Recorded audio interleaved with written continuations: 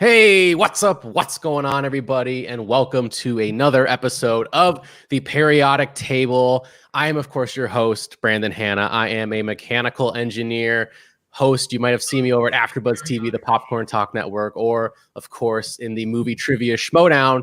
And I am joined by an amazing panel today. Starting off to my immediate right or left, depending on what your point of view is.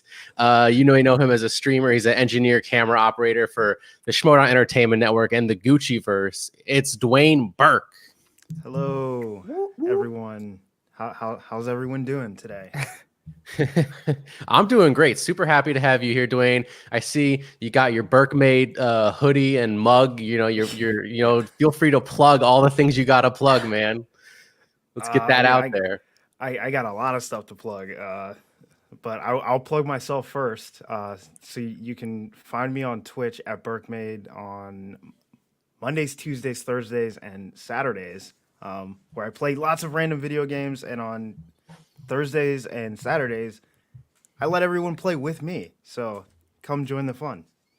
I have a quick question. What's Gucciverse? Gucciverse. What is that? That's such a cool name. Oh God. I don't know if you want to know. I don't know if you want to know, but oh my God, my Apple Watch is. I think my Apple Watch has just heard me and it's telling me what Gucci means. So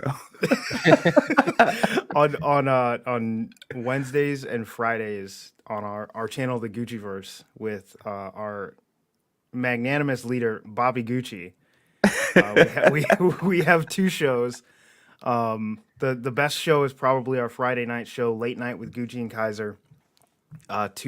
Anyone who's familiar with the Schmoedown knows Bobby Gucci and John Kaiser.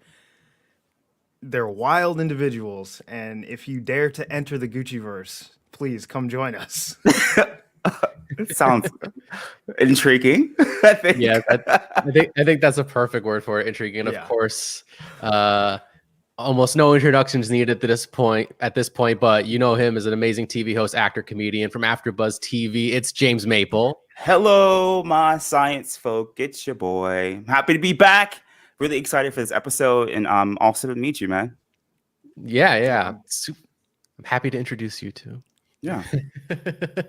We have a great show today. Dwain was talking about, building a community, playing games, along with the audience. And that's kind of what we do here. We don't play games, but we learn science. We're learning science ourselves. We're learning along with you. It's one big classroom. We're all getting involved, but a fun classroom, like that cool teacher that everybody likes, that like lets you leave like 5 minutes early before the bell rings, like that kind of teacher. Yeah.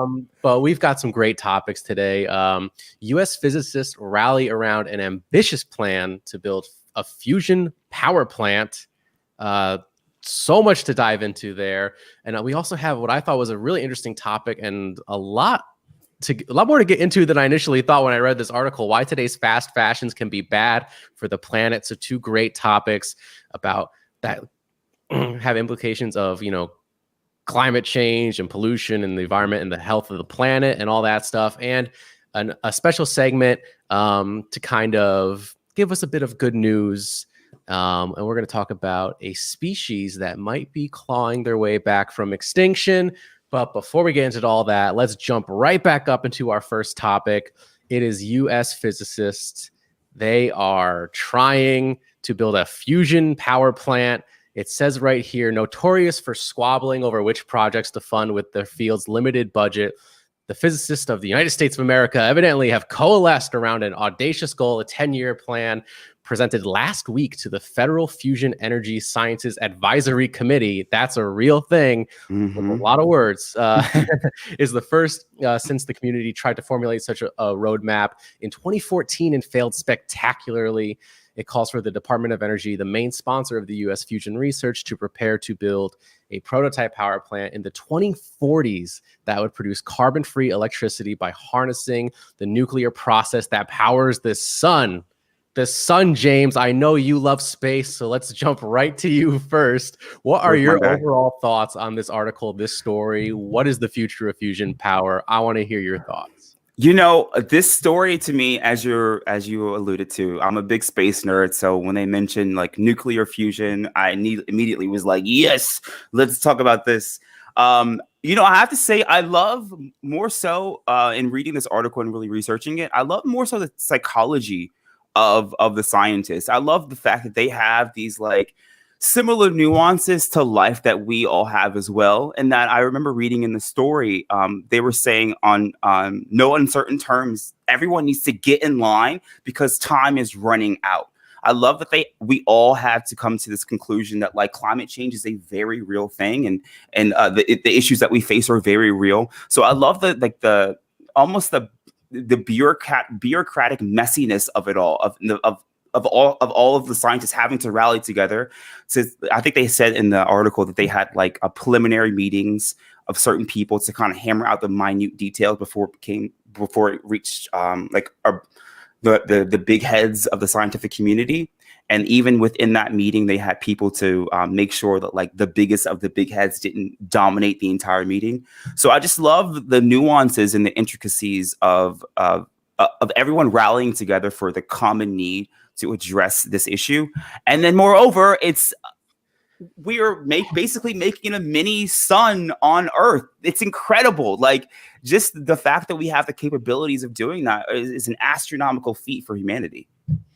Yeah, definitely. I thought that was all really interesting too, the bureaucracy, if you will, of all of this. They do dive into it quite a bit in this article, shedding a little bit of light on, how, there's these, almost like, I don't want to say some scientists a little more arrogant than others. Maybe there are some bigger personalities, some smaller personalities in the room, and they have to bring a mediator together to kind of make sure that everyone gets their voice heard and they agree on something because, like you said, time is running out. Dwayne, did you have any different takeaways from this article? Did anything stand out to you that you maybe thought was particularly interesting? And what are your overall thoughts on the future of a fusion power plant in the United States? I mean, I had two real big takeaways.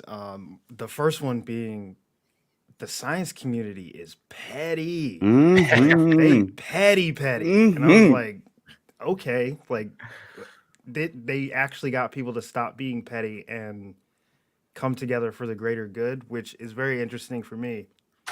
But even more so, like James was saying, a sun on Earth. And I was like, I don't know if I like the James Bond villain implications of this and like where it could go, but like it is amazing to think about what the frontiers that we're starting to cross over into and the boundaries that we're beginning to push, where so many things are going wrong with the world right now that there is some good out there as well. And being able to get off of fossil fuels and carbon generated power, I think would be a huge step forward for humanity as a whole.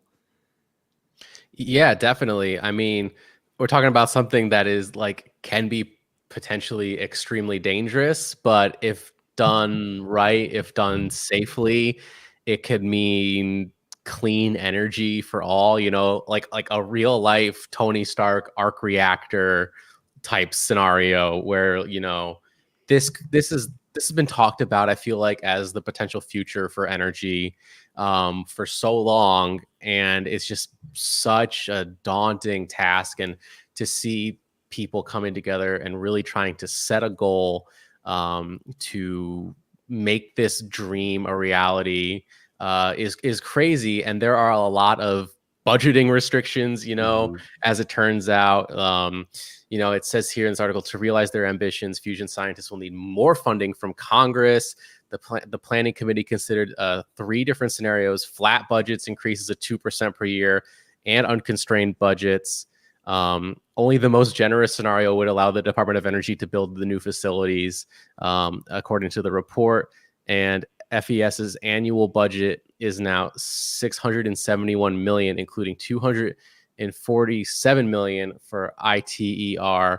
And I believe there was even a nice little graphic. Oh, I don't believe I have it pulled up yet, so I'm going to have to stall for just a moment here while I find it. Well, while you look that up, as I was researching this story, while you look up that graph, I have it's a longer quote, but I think it's really indicative to this story at large about how young people are going to have to be the real catalyst for this movement.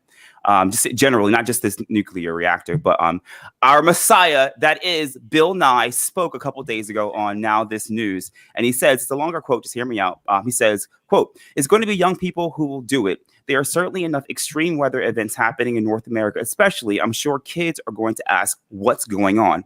Learn as much science as you can." And this is the important part I think he was mentioning. "We don't want everyone to become a scientist. We need people from all walks of life doing all different things, but we want everyone to understand science." I think that was like the most quintessential thing he said. We want everyone to understand science. We know not everyone can be a nuclear physicist or make suns on Earth, but we want people to have the basic appreciation and the basic lust for knowledge and truth. And when he said that today, as I was watching that little news article, I was like, damn, he is speaking to us for this specific episode. Yeah, definitely. And that's actually one of my takeaways from this article too. There's a quote in here that says, you know, it starts off with saying, "No matter how things play out, the fusion plan expresses the will of younger scientists who led the community exercise." This is according to Scott Bellroot, a plasma theorist at the University of Iowa. He says people don't get into this career just to study the science that may one day, long after they're dead, lead to a fusion reactor. He says they want to get going and change the world. So we're right on the same page as that being a huge takeaway from this article. Dwayne, did you have something to add? No, I was gonna say and on top of just getting everyone involved, that's how we get support for projects like this, is when people understand it. If no one wants to support things that they don't understand, which I think is a problem with getting a lot of the changes that we've like made, especially like environmentally for the world right now, is the people in power don't quite understand what is going on and the changes that are trying to be made. And as we move forward, even if it's just a general understanding, the more you understand, the more you're willing to, you know, take that step that's maybe a little bit less secure for the future, because you understand what it could lead to in the long run. And I think that is so important. Yeah, definitely. And like, you know, you really need people to come together when you're working on something that requests a lot of government money, a lot of taxpayer money. And this right here is the table that I wanted to pull up from the article. Just this is their wish list that I just mentioned briefly a moment ago of what the budget needs to be. You know, their unconstrained ideal budget is really the only way, as you can see here, that they can get to building the facilities that they need for the fusion power plant. And it is just millions upon hundreds of millions of dollars. And it is such a huge undertaking. So it is just so important for us all to get on the same page. And like both of you said, communicate these ideas and have an understanding of what exactly is going on. James or Dwayne, do you guys have anything else that you saw in this article that you thought was particularly interesting? Or are we ready to move on to our next topic? I thought the fusion reactor that they're talking about building in France, or that they are building in France, is supposed to be completed in like 2030. Like, I didn't know anything about this until I read this article, and I was like, so we're gonna have something that competes with the super collider in Geneva, yeah, Switzerland. And I was like, this is wild. And why is it all in Europe? Why can't we get some cool stuff here? Like I was like, why can't we get something like that here? But like, it's like all the groundbreaking research is being done over there. But that also like piqued my interest. I was like, okay, so they're gonna build a facility where they're basically burning plasma, which is already like superheated and like hotter than anything else. Like I was like, this is cool. This is cool. Yeah, definitely. I mean, it says here an article about this plasma-based fusion. So Carolyn Curran's a plasma physicist at the University of Michigan, Ann Arbor. it talks about FES mainly funds research on magnetically confined fusion, in which an ionized gas or plasma is squeezed and heated until atomic nuclei fuse and release energy. And they also like support smaller efforts in plasma physics as well, such as using high power lasers to recreate plasmas like those in stars.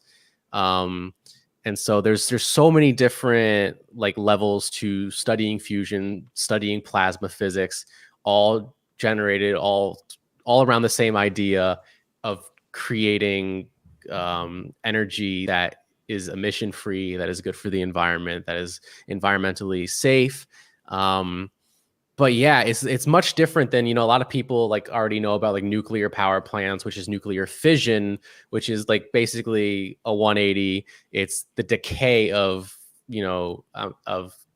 radioactive material that then generates heat that we can use to, spin turbines using steam and therefore generate energy that way. And this is like in the same region where it's nuclear, but this is the difference between fusion and fission as best as I can describe. Dwayne, you might know a little bit more about nuclear power than I do in terms of how to adequately describe it. But yeah, it is, for those of you that might be confused on that, the current nuclear power that we have in place is all fission based, which is all about radioactive decay. And this is about, like we've said, creating a small sun here on Earth. And what an undertaking it is. Just any final thoughts before we move on to talking about fashion? No, that's good. Yeah, that's a great segue, by the way. All right. Well, in typical fashion, before I get to the next topic, I just want to say thank you all for watching this show and being a part of our large classroom, as I described it earlier. I just have an absolute blast now doing this show every week with all of you. Please like this video, subscribe to the channel, hit that little notification bell, leave a comment down below, be active in the live chat, do everything that you got to do, want to do, maybe don't want to do, but you feel bad for me, so you do it anyway. Whatever it takes, happy to have you here.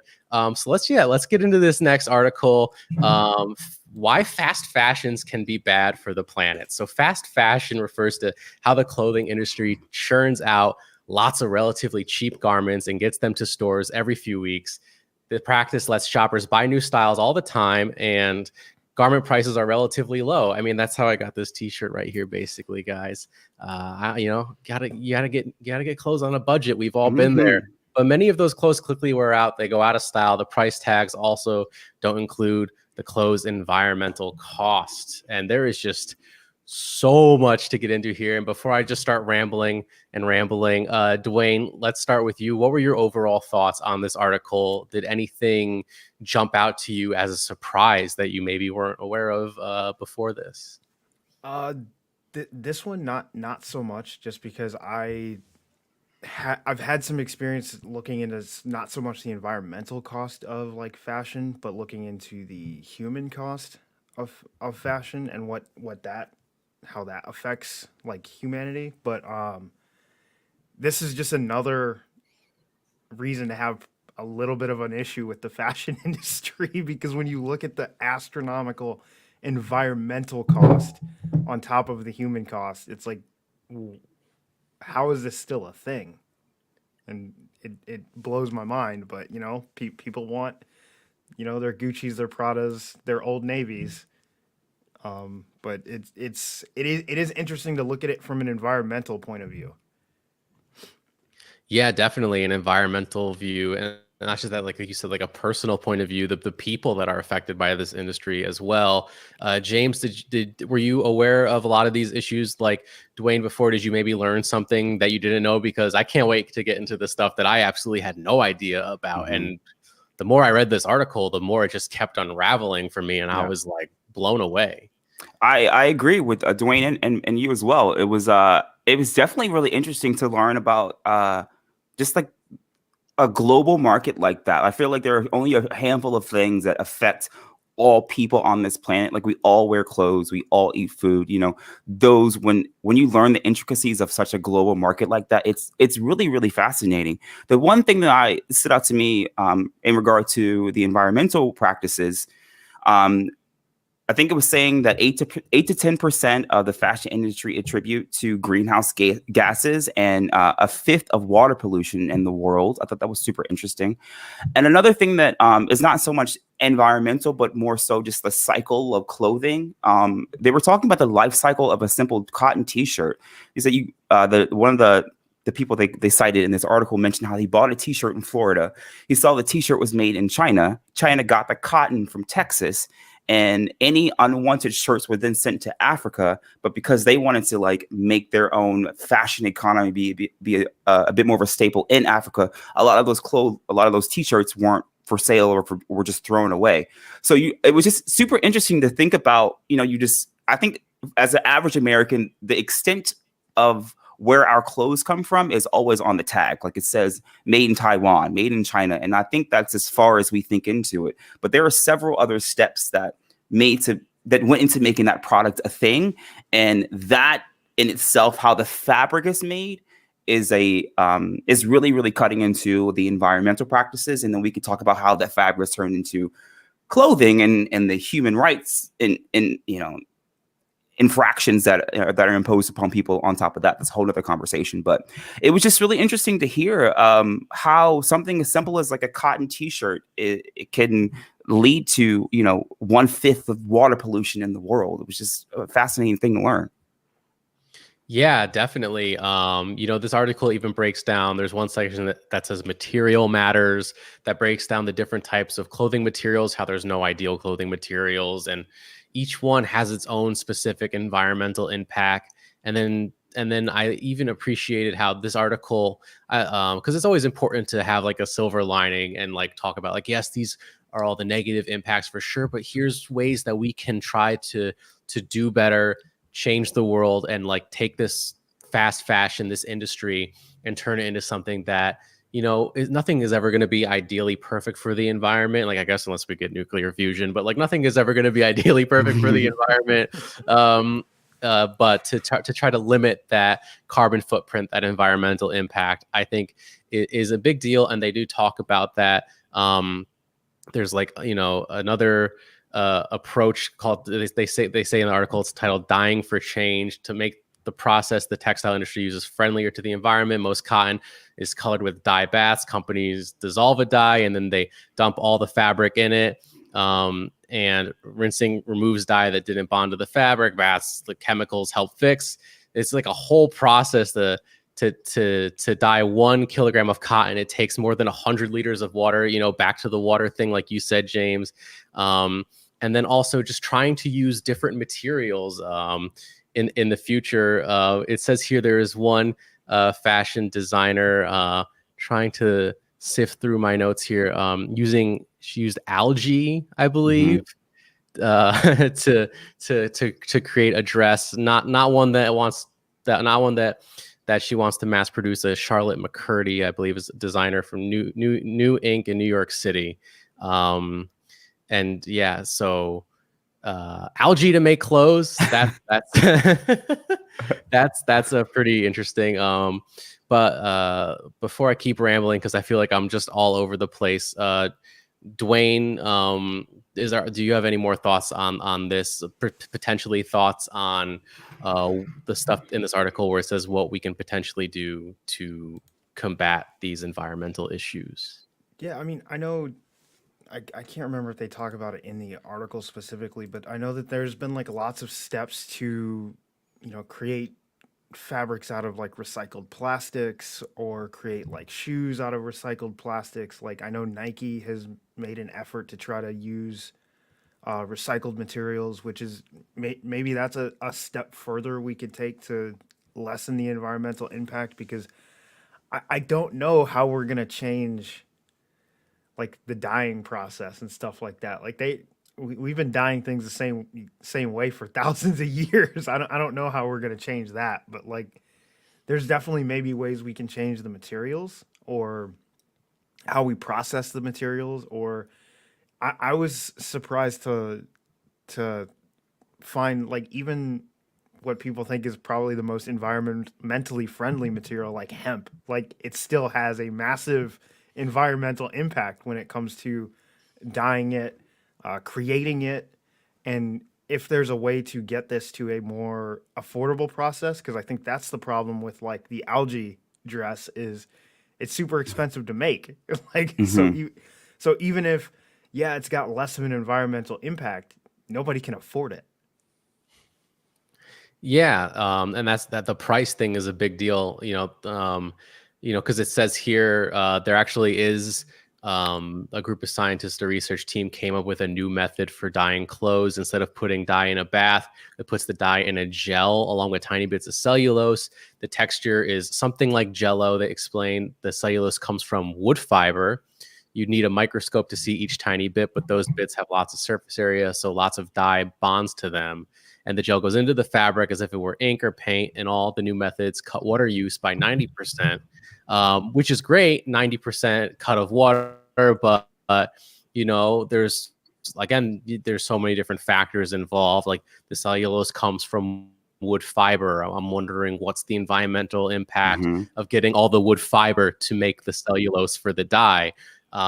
And how expensive is this cost effective? Does this mean the price of your clothes goes so far up to the point that you can't afford them anymore? This is so cutting water use by 90% during the dyeing method sounds great, but this just kind of leaves me with more questions about what are the environmental and cost impacts of everything that goes along with that. James, do you have any more thoughts on the dyeing process, the future of fashion, if you will? Yes, I do. I would defer to the past to prepare for the future. I'm a middle child. I have an older brother. We didn't have a ton of money growing up, so getting my brother's hand-me-downs was an excellent way to take care of the environment. Learning how to sew my clothes to patch them up is an excellent way to take care of the environment. We were talking about the cost of things, and like no one wants to buy a several $1,000 algae-made wedding dress or whatever. You know what's super cheap? A needle and thread.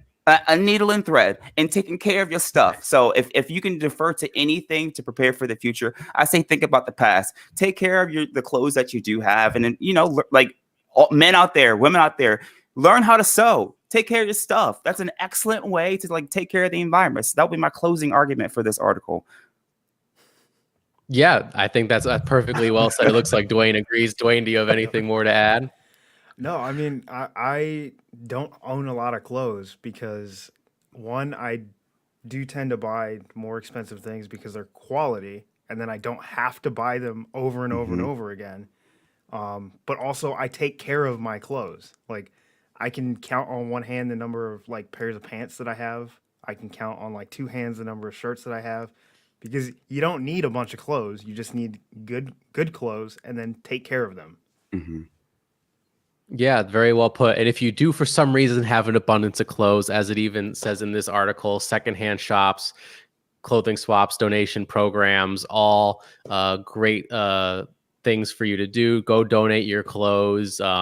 Make sure, obviously, you're giving them to a place that you trust, a place where you know it's going to go to people who are in need. Like like we have where I live, just down the street, there's a local just like thrift store where there's clothing racks it's just $1 for an article of clothing and something like that. Goes a long way towards helping people in need, and even the people who run these thrift shops and everything like that. It helps them keep their business afloat. So just local stuff like that, like not just the environmental impact, but the human impact as well. I feel goes a long way. One quick point too, if I can bestow any information. I live in Los Angeles, Hollywood area. Let me tell y'all, the Goodwill in Beverly Hills be having that good stuff.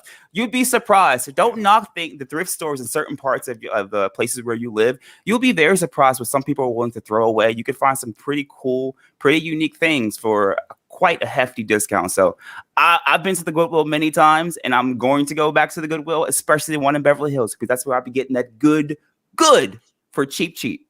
Oh yeah, I live in Orange County near Newport Beach.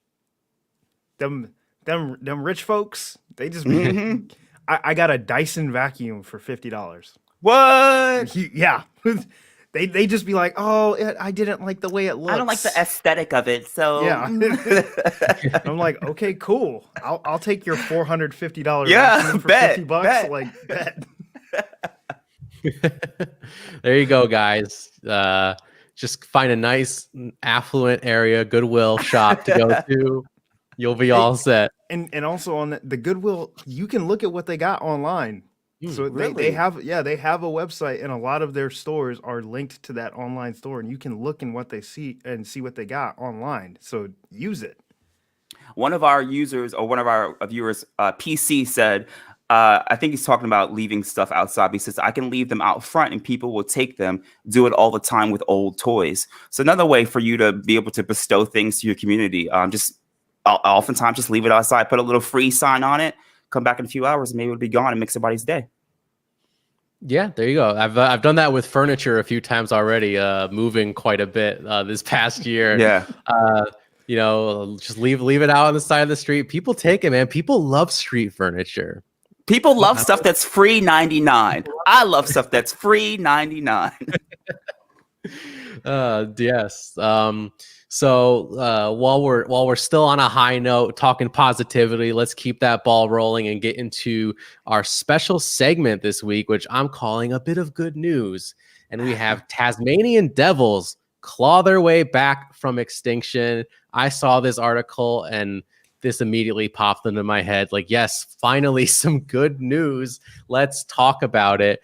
Right off the bat here, it says, for decades, a ghastly facial cancer, which I had no idea about, has been decimating Tasmanian devils, spreading from animal to animal. When the stocky raccoon-sized marsupials bite each other, the transmissible cancer has killed up to 80% of the devils in Tasmania. They're only home for millennia. Some researchers saw extinction as inevitable, but now a new study in Science magazine, that is, suggests the remaining 15,000, that's it, 15,000 devils have reached a detente, I believe is how you pronounce that. I looked it up earlier. I did too. That's correct. Awesome. I didn't know that word. Yes. Thank you, Google. With the cancer, until recently, it was spreading exponentially like the pandemic coronavirus among humans in many parts of the world. But geneticists calculate that each infected devil now transmits tumor cells to just one or fewer other devils. That could mean the disease may disappear over time. So first of all, I didn't know that Tasmanian devils had this crazy rare facial cancer that kills 80% of them. But hey, something great's happening. They are clawing their way back. Dwain, let's start off with you. What do you think about this bit of good news? I mean, I think it shows the flexibility of Mother Nature, because I don't know if, same with us with the coronavirus, I don't think it's ever going to go away, but it's a tiny, for those people that, you know what, I'm not going to say that, but it shows evolution. Like, that's literally what we're watching, is evolution. They found something that was taking them out, and now they're slowly coming to a point where they've evolved to either it just doesn't affect them anymore, or they learn and say, okay, stop biting each other because we're all dying. Yeah, for sure. James, what about you? How do you feel this speaks to evolution, the adaptation of animals, nature correcting itself? I mean, there's so many different broad strokes to go about interpreting this new information. I mean, I'm going to just piggyback on what Dwain said. He's absolutely right. This wrench was kind of thrown into the Tasmanian devil ecosystem, and they adapted. I will say, though, that the parallels between reading this article and real life were crazy similar. So much so that I think it was towards the end of the article, it kind of started off giving you all the grim details, and towards the end it was kind of uplifting you to let you know that things are going to be okay. The one word that they used in this that stood out to me was super spreader. They called some of the Tasmanian devils super spreaders because they were spreading the cancerous disease, and those culprits who were inflicted with the cancer socially distanced themselves from other Tasmanian devils and curb the spread of the cancer. Now, I can't help but think that there are some parallels between socially distance yourself from other Tasmanian devils and spreading cancer. Now, there might be something else going on in the world right now that has a similar parallel. I'm not saying it is or isn't, but I thought that was a pretty interesting point that they made in this article. Yeah, that's a really great takeaway from this article. The fact that Tasmanian devils know to do this particular thing for the greater good. It's crazy, right? Yeah, that maybe a more evolved species might not be so inclined to do themselves. Yeah. Did you guys think about the this may age me, but the Tasmanian devil cartoon from our childhood? Oh, every Anybody? time I hear the name. Okay, thank you. I was like, I hope I'm Yeah. not alone in that. I'm gonna be like the old boomer, being like, remember back in my day, we used to watch cartoons. No, it was Oh, the no, first thing I definitely. thought about too. Yeah. Okay, good. Yeah, we can't live without the Tasmanian devil. So Yeah. I think this is just a great bit of good news, and actually very topical. Like a lot, like I once I saw the article headline, I like immediately saved this link. I was like, I think this is going to be our special segment, and then it wasn't until later on reading the article where I was like, oh, this is really topical actually. And I was almost trying to maybe avoid some COVID talk this week just to give ourselves a break. But you know what? Like, it's important. Like, let's keep hammering the idea home. Like, social distance, wear your mask, be safe out there, take the vaccine when it comes. Just be more like the Tasmanian devil, and I think we'll all be better for it. Yeah, absolutely. So with all that being said, I think it's just about time that we wrap up here. Unless Dwain or James, if you have any final thoughts on any of the news today or anything that you would like to say to the people at home before we sign off, plug all the things we need to plug, and enjoy the rest of our Sunday. I guess my closing word would be, I guess the pursuit of science. I know this is very cliche to say, but I'm going to harken back to that Bill Nye quote that I mentioned earlier about how it's really going to be young people who will make the change, and to harken back to what Dwain was saying earlier about, government and them having the funds for those things. I think having a lot of young people of color, women in government positions that understand and appreciate science, then I think a lot of the ailments that are facing us today won't be as much of a juggernaut of a thing in the future. So young people out there, like Bill said, everyone doesn't need to be a science, but we all need to at least appreciate and understand the importance of it. So to any of you young scientists out there, especially that one from last week, Jitan Jolly, that girl, that's a young scientist right there. So people, model yourself after her. Keep learning, keep growing, appreciate knowledge. Final word. Yeah, very well said. Perfect final words for this episode, because really, like I keep trying to say, this is what this show is all about, having a better understanding of science. All of us together, one big classroom. We're all just students running wild. The inmates are running the asylum, as you will, but in a good way, because we're actually trying to get the classwork done.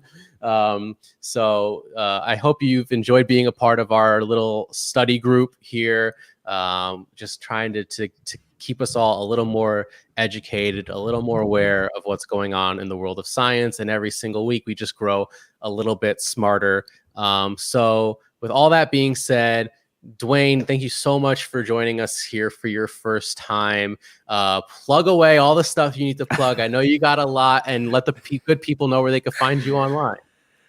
You can find me online everywhere at BurkeMade. That's Twitter, Instagram, YouTube, Patreon, Twitch. It's all the same name, no matter where I'm at. It's the same name.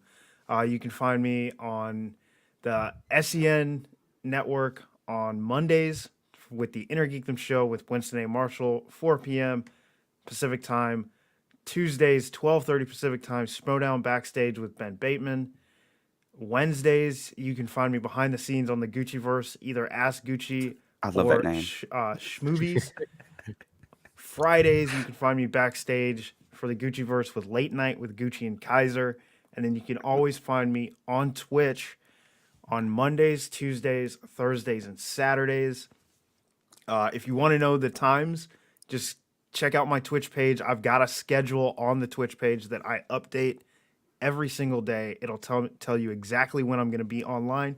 Also, if you follow me on Twitter and Instagram, I announce every single time right before I go live. So come hop in the chat, join a game, and you can find out why people think I'm so out of pocket. Okay.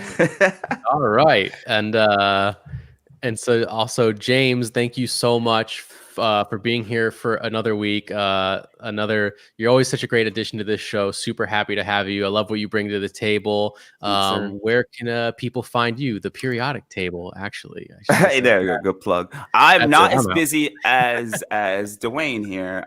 You can find me at James Maple Actor right below on Twitter. You can find me on Instagram, where I'll be flexing on the gram pretty often at Terrell James Maple, Terrell James Maple. And I am a writer for AfterBuzz TV, Black Hollywood Live, and Popcorn Talk. So look out for articles from me there as well. Awesome. Great. And thank you all for those still watching this back on replay. Super happy to have you here. Thank you for being in the chat. Thank you, James, for being active in the chat. That's a huge help, because I'm like trying to I got you, host and engineer. I'm like, what? Who is this? I'm not Ryan Nielsen. We need you back, Ryan. But he's doing some big things right now. So thank you all for joining me. I hope this episode wasn't too out of pocket, if you will. It wasn't. It wasn't. Dwain knows. But as I always say, thank you guys for taking